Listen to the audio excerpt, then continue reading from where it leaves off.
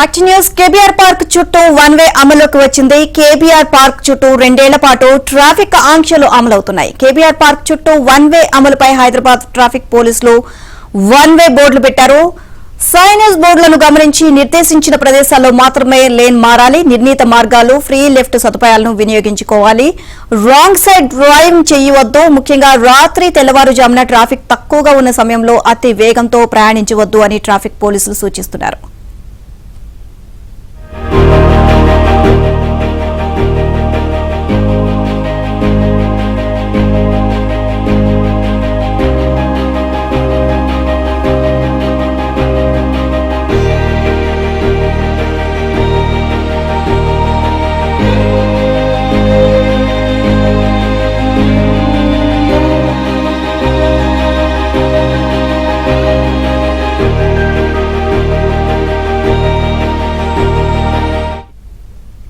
KBR park చుట్టూ one way అమల్లోకి వచ్చింది. కేబీఆర్ పార్క్ చుట్టూ 2 ఏళ్ల పాటు ట్రాఫిక్ ఆంక్షలు అమలవునున్నాయి.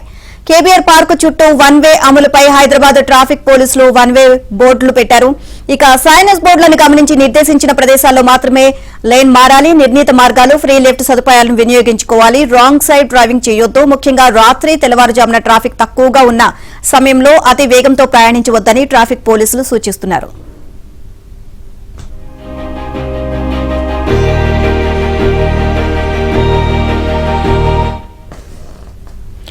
ఇక కేబీఆర్ పార్క్ వద్ద ట్రాఫిక్ ఆంక్షలకు సంబంధించి మరిన్ని అప్డేట్స్ కరెస్పాండెంట్ హారికని అడిగి తెలుసుకుందాం. హారిక, కేబీఆర్ పార్క్ చుట్టూ వన్ వే అమల్లోకి అయితే వచ్చింది. దీనికి సంబంధించి చాలా స్ట్రిక్ట్ గా రూల్స్ అయితే ఫాలో అవుతున్నారు పోలీసులు.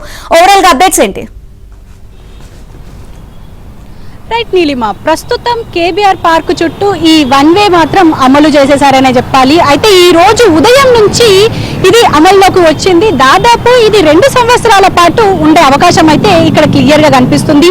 అంటే ఇటు ఈ అనుకున్న ఏవైతే అండర్ పాసెస్ బ్రిడ్జ్లు ఉన్నాయో, అదేవిధంగా ఫ్లైఓవర్లు, ఇవన్నీ వచ్చిన తర్వాత మాత్రం ఇక్కడ పూర్తిగా ట్రాఫిక్ సాఫీగా జరిగే అవకాశం ఉంటుంది అని చెప్పి ఇటు అధికారులు చెప్తున్నారు. ఎందుకంటే ఇప్పటికే మనకు తెలిసిందే, ఇటు ఐటీ కారిడార్ కావచ్చు, లేకపోతే మాదాపూర్, ఇటు హైటెక్ సిటీ ఇటు వెళ్ళాలి అని అంటే ఖచ్చితంగా కేబీఆర్ పార్క్ చుట్టూ నుండే వెళ్లాల్సిన పరిస్థితి. సో దీన్ని అంటే ట్రాఫిక్ ఒక పక్క ఎక్కువగా ఉండే ప్రాంతాలు చాలా ఉన్నాయి. అందులో జూబ్లీ చెక్ పోస్ట్ కావచ్చు, లేకపోతే ఇటు జంక్షన్ కావచ్చు, అంటే ఏదైతే ఇటు ఫిల్మ్ నగర్ జంక్షన్ కావచ్చు, ఇటు పూర్తిగా బీఆర్ఎస్ భవన్ దగ్గర అగ్రసేన్ జంక్షన్ కావచ్చు, ఇలాంటి జంక్షన్లు చాలా ఉన్నాయి. అలాంటివన్నీ రెక్టిఫై చేస్తూనే ఒక పక్క సిగ్నల్ ఫ్రీ జంక్షన్ ఉండాలి అని చెప్పి ఇటు అధికారులు నిర్ణయించారు. దాని త్రూయే ఇప్పుడు ఆల్రెడీ ఒక 2 సార్లు ట్రయల్ రన్స్ కూడా ఏర్పాటు చేశారు. ఆ ట్రయల్ రన్స్ నుంచి వాళ్ళు నేర్చుకుని, అంటే కొన్ని సమస్యాత్మకమైన ప్రాంతాలు ఉంటాయి, వాటన్నింటినీ రెక్టిఫై చేసుకుంటూ మేము ముందుకెళ్తాము అని చెప్పేసి ఆల్రెడీ అధికారులు చెప్పారు. దాని ప్రకారమే ఈ రోజు నుంచి ఈ వన్ వేని అమలు చేశారు. అయితే దాదాపు 2 సంవత్సరాలు ఉంటుంది అని చెప్పేసి మనకు ఆల్రెడీ చెప్తున్నారు. అయితే ఇక్కడ జూబ్లీ చెక్ పోస్ట్ దగ్గర చూసుకున్నా కూడా అంటే ప్రతి ఒక్కరు అర్థం చేసుకోవాల్సిన అవసరం అయితే ఉంది. ఎందుకు అనంటే ఇప్పుడు చాలా గందరగోళం అయితే ఉంది, కన్ఫ్యూజన్ ఉంది వాహనదారులో కావచ్చు, ప్రజల్లో కావచ్చు. ఎందుకు అనంటే ఇక్కడి నుంచి ఇటు ఆర్టీసీ బస్సులు ఎక్కే వాళ్ళు ఉంటారు, అదేవిధంగా ఇటు ఏదైతే షేర్ ఆటోలు ఉంటాయో అవి ఎక్కే వాళ్ళు ఉంటారు. సో వీటన్నింటికి ఇప్పుడు మార్గం మార్చుకోవాల్సిన అవసరం అయితే ఉంది. అదేవిధంగా ఆర్టీసీ బస్సెస్ కూడా ఇక్కడ పూర్తిగా బస్ స్టాపులు కూడా చేంజ్ చేసిన సందర్భం మనం చూస్తున్నాము. అదేవిధంగా ఇక్కడ మనము ఒక క్లియర్గా చెప్పాలి అని అంటే, ఒకవేళ రోడ్ నెంబర్ 45 నుంచి ఇటు ఏదైతే జర్నలిస్ట్ కాలనీ రోడ్ నెంబర్ 45 నుంచి రోడ్ నెంబర్ 36 వెళ్ళాలి అని అంటే ఈ మార్గం ఎంచుకోవాలి. అదేవిధంగా ఏదైతే ఇప్పుడు ప్రస్తుతం రోడ్ నెంబర్ 36 నుంచి వచ్చేవాళ్ళు మళ్ళీ వెంకటగిరి వైపు వెళ్లాల్సిన పరిస్థితి అయితే ఉంది. ఎందుకంటే మళ్ళీ స్ట్రైట్ గా వెళ్లే పరిస్థితి ఇక్కడ లేదు.